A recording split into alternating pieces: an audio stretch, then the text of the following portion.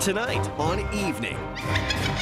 The fastest clam in the world kicks off our Wild Food Week. And But first, we are kicking off a new series tonight that we are calling Wild Food. yeah, we're going to show you how to forage, but also how to cook the food you find. And first up on the menu are razor clams. Seattle's David Berger literally wrote the book, Michael, about the speediest clam in the West.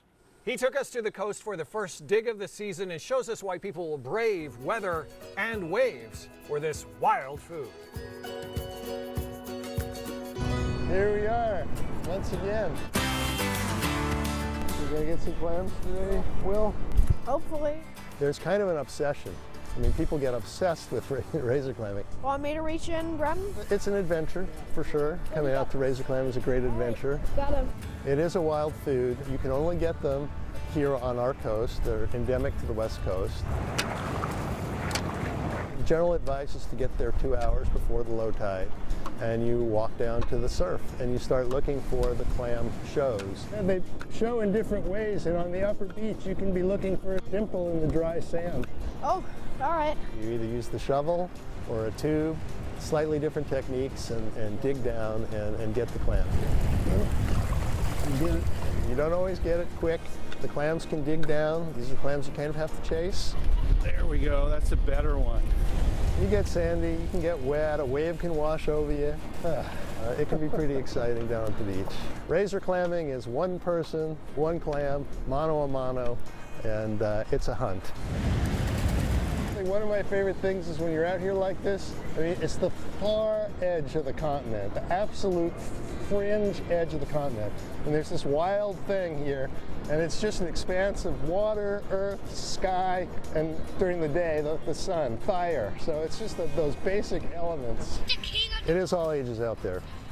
There's kids, octogenarians, all ages, everybody. It's the whole gamut of society. There he is, I just saw it. And it's so exciting. People are like dancing with joy at the beach with every clam that they put in their net. People use lanterns or headlamps and continue on because we're slaves to the tide.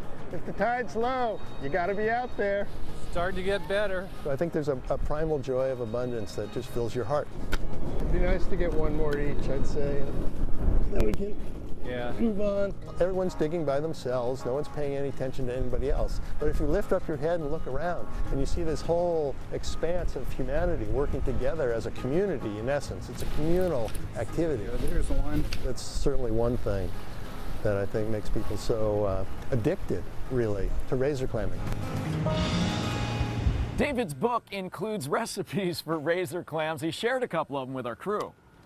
The Ocean Crest Resort is right above the beach. It's hosted coastal clam diggers for generations. That's where David cleaned his catch. It's really not that hard to do. Shared cool clam facts. You can kind of look for the growth rings. Then traded his waders for an apron. There are many ways to cook a bivalve bounty. His favorite is pretty simple. Hot pan, add clam. Well, we dig them like we did today, and they're fresh. They're just a couple hours old. Boy, just a simple saute and a little butter and oil. That's usually, and with a bread and dip it in. That's great. A feast waiting to be found by anyone who really digs a day or night at the beach.